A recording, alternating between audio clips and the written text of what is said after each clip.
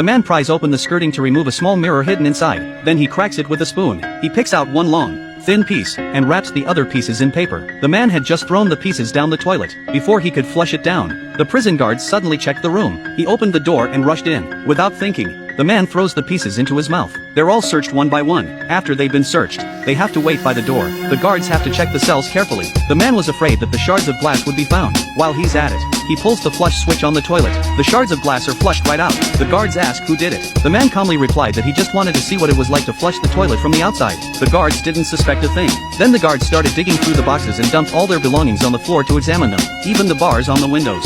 Then they left the cell. Satisfied. When they were gone, the man took out a roll of string and a toothbrush. He fastened a long, thin piece of mirror to the handle of the toothbrush. Then he held it out through the cat's eye of the cell door. Through the small mirror, he could watch the guards in the cell block, and by turning the toothbrush, the entire corridor could be monitored. This little mirror is crucial to their escape. The breakout is scheduled to begin today. One of the inmates will monitor the guards at the door. A man expertly removes a bed leg. This is the best work for digging. They remove the cardboard from the corner and use a spoon to pry the planks from the floor. Then, wrapping the leg in a handkerchief, they chiseled the concrete beneath, and to hide the loud noise. Before the operation began, they bribed the inmates next door to break the toilet. To break the toilet, the sound of fixing the toilet was enough to cover the sound of the cement they were chiseling, but the noise was so loud that Mark covered his ears. When his mate noticed the guards coming towards them, he was too scared to look. He was in a state of panic, but his companion didn't have the slightest intention of stopping. In his words, it was too late to hide. He could only bet that nothing would happen. Unexpectedly, the two guards walked straight past without stopping. They'd just been searched. They're the safest place to be during this time.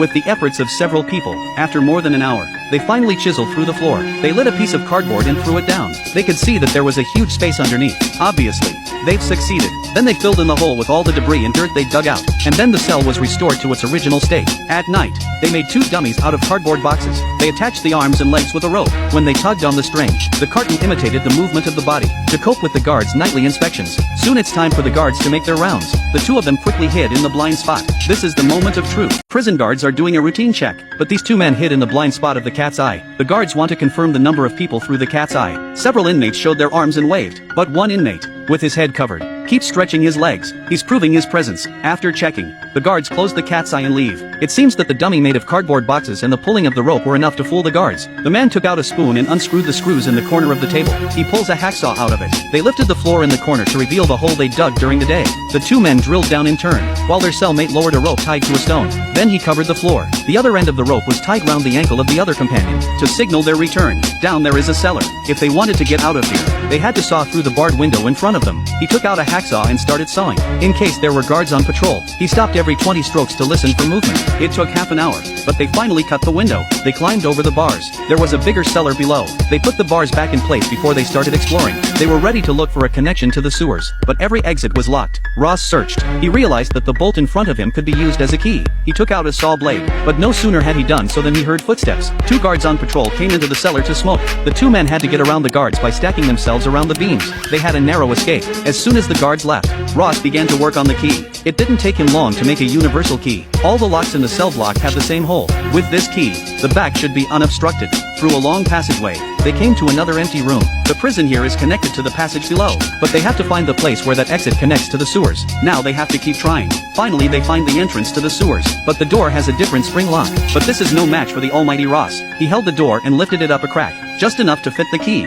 Then he took out a saw blade and cut off the top and bottom shafts. He pulled out the bolts. They removed the door with ease. Through this door was the prison sewer, but instead of rushing in, Ross stuck a match in the doorpost. He struck the match down gently. Then he got into the hole and stuck the door on the bolt from the inside. That way, when they went back in, the guards wouldn't notice. They went on down the sewers, but the exit was blocked with concrete. They went back to the other side. It's also blocked with concrete. Ross took out his iron key and scraped at the concrete. The cement was so hard that they couldn't dig through it for a while. He went back to the side wall. This side of the wall just lightly scraped a few times and large chunks of the wall skin came off. It should be easy to scrape, but today they can only return temporarily. The two of them hurried back along the same path, and by this time it's already dawn. The guards have already started to inspect every cell. There are only 5 more rooms to go before they get to theirs. Luckily, They got out just as the guards were about to check their cell. They didn't bother to take off their clothes and just lay down under the covers. That's how they fooled the guards. But they still have a very important problem. They don't know the time in the cellar. If they weren't careful, something would happen to them. David had a quick solution. He thought of the bucket of sand in the corridor. But what he didn't realize, as he was about to return to his cell, the guards stopped him. The prisoner grabbed 2 handfuls of sand and put them in his pocket when the guards weren't looking. But as he was returning to his cell, he was suddenly stopped by the guards. The guards easily seized the sand from his pockets. The man calmly explained that it was to make the dishes cleaner. The guards didn't think much of it, but it was a distraction. He didn't even notice that the prisoner's scarf contained 2 bottles he had stolen from the infirmary. With those 2 handfuls of sand,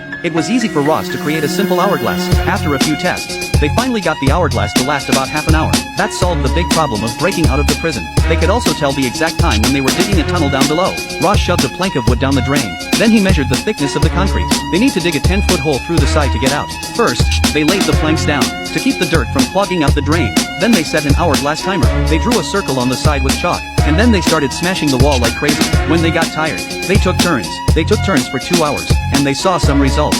Then they returned immediately. At that time, the guards on night patrol took a head count. As usual, they used a rope to pull the dummy. It was easy to fool the guards. They were replaced by 2 men who went back to their shifts. This went on for several days. The effect was remarkable. But that day, while they were changing shifts, there was a sudden sound of the cell door being opened. The man hurriedly covered the hole with a cloth. Then he pretended to be fine and leaned there. The prison guards raided the cell. Although they didn't kick them all out this time, the guard came to the pile of cartons. He started pulling at the cartons. They were terrified. If he took 1 step forward, he could have stepped right into the hole. But everyone was trying to act as if nothing had happened. Luckily, there's an emergency outside. The guards stopped the inspection. That's how they escaped. This incident is a reminder to them. They must speed up the process and escape as soon as possible. Otherwise, it's too risky. Finally, after another week, the hole was finally dug through. Through it is the sewer network that connects the whole city. They open a manhole cover at random. Outside is the neighborhood outside the prison. Freedom is at hand, but they can't escape yet. There are still 3 other inmates waiting in their cell. When they return, they tell their mates the good news. They discuss the situation and decide to start the escape tonight. But then an accident happened. The hole has finally been dug. Through here is the sewer network that connects the whole city. They opened a manhole cover at random. Outside was the neighborhood outside the prison. Freedom is right in front of them, but they can't escape yet. There are 3 other prisoners waiting for them in their cell. When they return, they tell their mates the good news. After discussing the situation, they decided to start their escape tonight. Suddenly, the cell door was opened. Mark was called out by the guards alone. The others suddenly had a bad feeling, because Mark was the last to enter their cell. Now is the critical moment for the escape. If Mark's will was not strong enough, their escape plan would be ruined. The warden met with Mark alone, and he's got some great news for Mark. Mark's wife had dropped the charges against him. There's a good chance he'll be released soon. Mark pondered the news. When he returned to his cell, the crowd gathered around him. Mark told everyone the news, but even so, he decided to escape with them. There's some confusion, but tonight they have to escape. They had to do it. They had to do it. They just hoped it would get dark soon. At night, everyone got dressed up. Even Mark had changed into a smart suit. Everyone was looking forward to the moment of escape. George used a small mirror to watch what was going on outside. When the guards came to check on them, they all went under the covers and pretended to sleep. As soon as the guards left, he came back to the cat's eye to check the situation. Once he was sure it was safe, everyone got up and prepared to start the escape. They encouraged each other to get ready to go. But when George turned the mirror, he was shocked by what he saw. He called his mates up to check it out. A large group of guards were staring straight at him. As Mark screamed, the alarm went off outside. And that was the end of their escape plan. All the guards rushed in. Several prisoners were facing the wall. The warden came over and pointed to the cells. Mark was sent to a separate cell. As he was leaving, Ross gave Mark a message. "You're a sorry son of a bitch."